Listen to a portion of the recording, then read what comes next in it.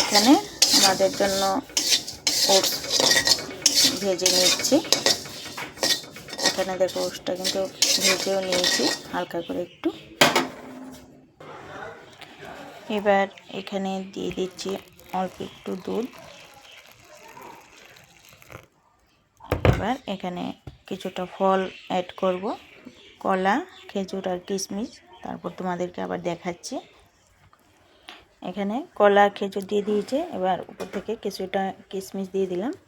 তো রেডি আমাদের সকালের ব্রেকফাস্ট। এটা সকালে খেয়ে তারপর আবার কাজটা শুরু করব।